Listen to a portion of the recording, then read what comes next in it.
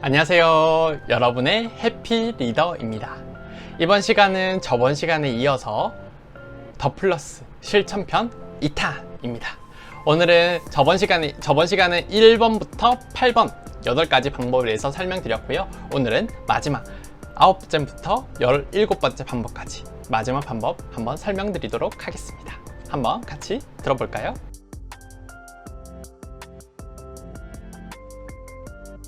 여러분, 저번 시간 제가 말씀드렸던 1위부터 8번 순서 기억나시죠? 그 기억 안 나신다면 전 영상 다시 한 번 더 보시고 오시고요. 그러면 이어서 9번째 시작하도록 하겠습니다. 9번째는 돈은 우리가 잘 부르면 온다고 합니다. 그래서 돈과 이렇게 아름다운 소통을 할 때 더욱더 가까워진다고 하는데요. 그러면 과연 어떻게 우리가 돈을 불러야 되냐? 여러분, 돈이 나가면 슬프고 돈이 들어오면 기쁘죠. 근데 만약 이거 보고 여러분도 그렇다면 이건 가난 마인드의 잠재의식이 단단히 자리 잡고 있다는 신호라고 합니다. 내가 내보낸 돈이 누군가에게 도움이 되고 기쁨이 되어서 잘 쓰인다면 더 많은 돈의 친구들을 끌고 나한테 온다고 합니다. 반대로 움켜쥐려고 하면 돈은 나에게 더 이상 오지 않는다고 합니다. 그렇기 때문에 돈이 들어왔을 때는 안녕, 어서와, 고마워, 나한테 와줘서 고마워, 이런 마음을 품어주고요. 그리고 이렇게 말해주면 좋고, 돈을 쓸 때는 안녕, 잘 다녀와, 좋은 데 많이 쓰이고 좋은 친구들 더 많이 나한테 와줘 라고 이렇게 해서 보내는 거죠. 그러면 이 느낌으로, 이 마음으로 돈을 보내고 이 마음으로 돈과 소통하다 보면 돈이 더 많은 친구들을 데리고 나한테 온다고 합니다. 단 주의사항은 소리내서 바깥에서 있을 때 소리내서 말하면 안 돼요. 이상한 사람을 볼 수 있기 때문에 혼자 마음속으로 조용히 얘기해 주는 게 좋습니다. 다음 이어서 10번째입니다. 무조건 받기보다는 먼저 주는 것으로 전환해라입니다. 부를 이루는 기본 원리는 먼저 주어야 하는 것이고, 주는 것이 있으면 반드시 보상이 있다는 사실입니다. 이 주는 것이 돈을 주거나 물건을 주는 것 이외에도 다른 사람에게 해주는 칭찬이나 아니면 격려의 한마디일 수도 있습니다. 길에서 만난 어려운 사람을 돕는 것도 돕는 거일 수도 있고요. 그리고 무형이든 유형이든 타인에게 행복을 발산하는 게 중요하다고 합니다. 즉, 직장 내 동료나 아니면 부모님이나 아니면 친구들한테 따뜻한 말 한마디나 아니면 칭찬이나 격려 한마디로도 이 행복한 발산이 퍼지기 때문에 내가 뭔가를 주게 되는 거고, 나중에 거기에 대해서 뭔가를 받을 수 있다는 겁니다. 그래서 하루에 5가지 이상의 행복한 발상을 해도 큰 삶에 큰 변화가 있을 거라고 합니다.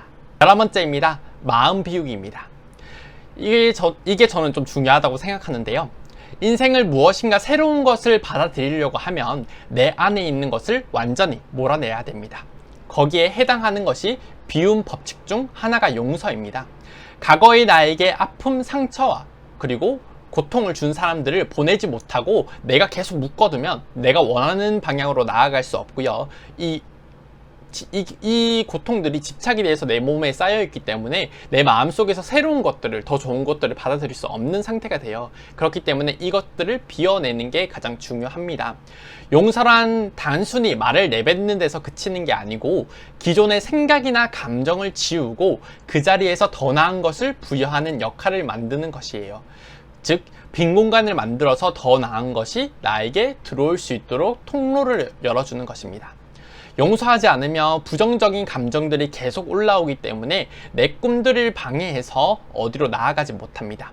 용서는 남을, 그 상대를 위해서 하는 것이 아니고 바로 나 자신, 나를 위해서, 소중한 나를 위해서 하는 게 용서이고요. 그렇기 때문에 나 자신을 위해서라도 매일 용서를 실천하는 것이 중요합니다. 용서는 우리에게 자유를 주고요. 마음을 피폐하게 하는 고통이나 분노나 그리고 증오, 이런 감정에서 자유로워집니다. 그리고 어떤 직업에 종사하든 간에 타인에 대한 분노와 부정적인 감정을 품는다면 어떻게 해도 부에 도달할 수 없다고 합니다. 상대방에 대한 적개심을 풀고 용서하기 전까지는 결코 부가 찾아오지 않습니다.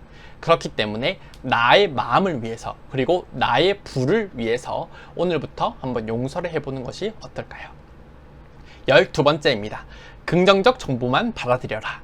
잠재의식의 특징은 내가 집중해서 듣거나 보고 있지 않아도 그것을 다 기억하고 저장한다고 합니다. 즉, 우리가 보고 듣는 것이 무의식 중에 내 잠재의식에 들어오는 것이죠. 그것이 부정적인 것이라도 무의식적으로 다 들어온다고 합니다. 그렇기 때문에 우리는 매 순간 생활할 동안 항상 깨어 있어야 됩니다. 행복한 부자가 되고 싶다면 내가 부자가 될 때까지 당분간은 가난한 정보, 그리고 뉴스나 이런 부분들을 받아들이지 않는 것이 좋고요. 그리고 혹시나 무의식적으로 들었더라도 내 잠재의식에 박히지 않도록 항상 깨어서 그 부분을 걸러줄 수 있어야 됩니다. 그렇지 않고 아무 음악이나 아무 영화나 아무 책을 보는 것은 마치 내가 다이어트를 하면서 몸짱을 꿈꾸면서 눈에 보이는 맛있는 음식들을 먹는 거나 똑같다고 합니다. 13번째입니다. 저축하는 습관을 가지자. 미국에서 한번 시험한 적이 있는데요. 16,000명의 사람들을 무작위로 뽑아서 그 사람들을 분석해 보니까 95%는 실패자였고 5%만 성공한 사람들이었다고 합니다. 그래서 그 5% 사람들에게 세 가지 공통점을 발견했는데, 첫째는 목표를 가지고 있었고, 두 번째는 자신이 진짜로 좋아하고 사랑하는 일을 하고 있다는 점, 그리고 마지막은 저축하는 습관을 가지고 있다는 점입니다. 성공하려면 꾸준히 저축하는 습관을 키워야 됩니다. 내가 버는 돈이 적다고 해도 10%를 저축해 놓는다면 수많은 기회를 잡을 수 있습니다. 그럼 사실 얼마나 저축한다는 게 중요한 게 아니고 이 저축하는 습관을 가지고 있다는 게 중요한 사실입니다. 근데 너무 무리하게 저축을 하다 보면 내가 돈을 아끼는데 조바심을 내거나 아니면 우울한 감정이 들거나 아니면 내가 돈에 대한 부정적인 그런 가난한 의식이 다시 마인드 속에 잠재될 수 있기 때문에 오히려 역효과가 날 수 있습니다. 중요한 거는 내가 현재 풍요를 느낄 수 있는 선에서 저축을 하는 것이 중요하고요. 그 풍요의 감정이 유지되면 끌어당김의 법칙에 따라 더욱더 풍요로운 기회들이 찾아오게 됩니다. 14번째입니다. 내가 원하는 것을 리스트업 하자. 내가 가고 싶은 여행지나 내가 또한 사고 싶은 그런 물건들을 발견하면 리스트업을 해주는 것이 중요합니다. 이것은 어떤 목표에서 내가 집중해서 성취했을 때 나에게 스스로 주는 선물이 될 수 있기 때문인데요. 나에게 주는 보상은 목표를 이루어가는 과정에서 힘든 순간들조차 내가 이것만 견뎌내면 이런 보상을 나한테 해줄 거야 라는 그런 기대감으로 즐겁게 만들어주고 이겨나갈 수 있기 때문에 내가 원하는 리스트업을 하는 것이 중요합니다.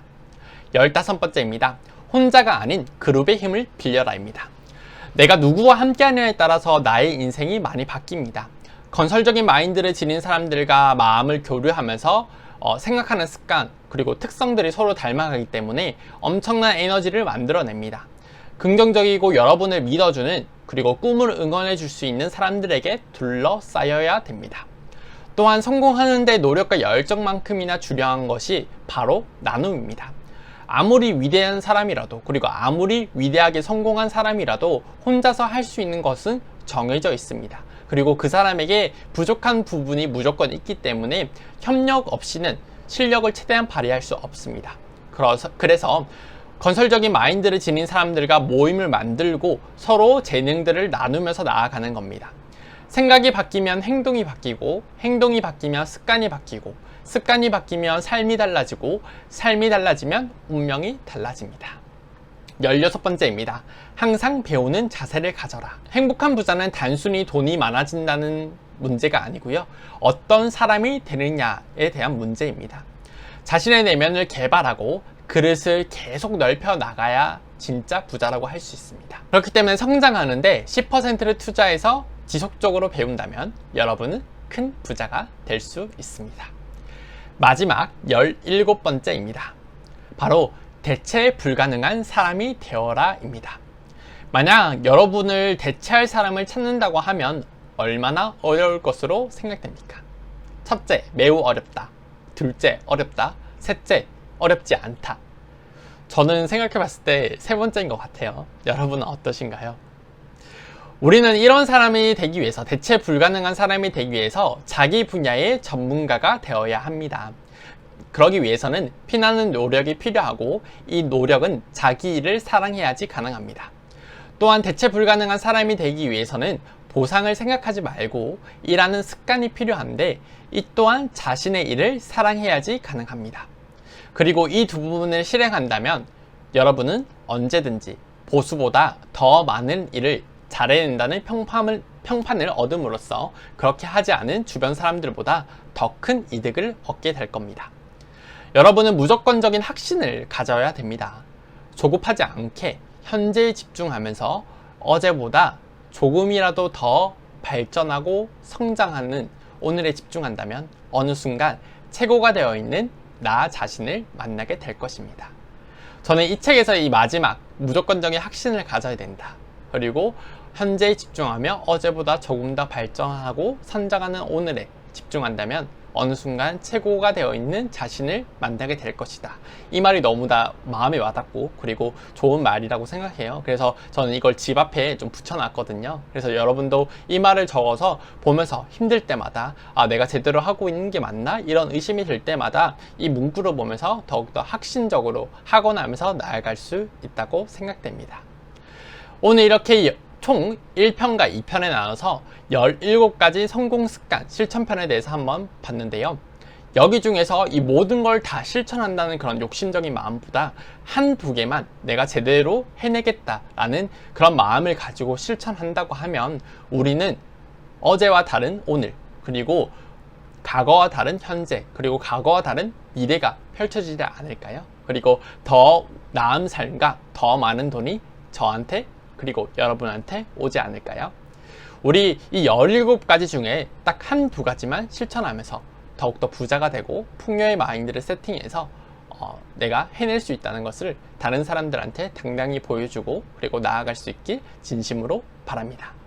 이렇게 더 플러스 총 3편에 나눠서 여러분께 소개해드렸는데요. 잠재의식에 대해서 이해하고 그리고 실천할 수 있는 17가지 방법에 대해서 여러분께 소개해드렸습니다. 자, 그럼 오늘 영상은 여기서 마치고요. 다음에는 더 많은 책, 그리고 더 좋은 책을 가지고 여러분께 다가오도록 하겠습니다.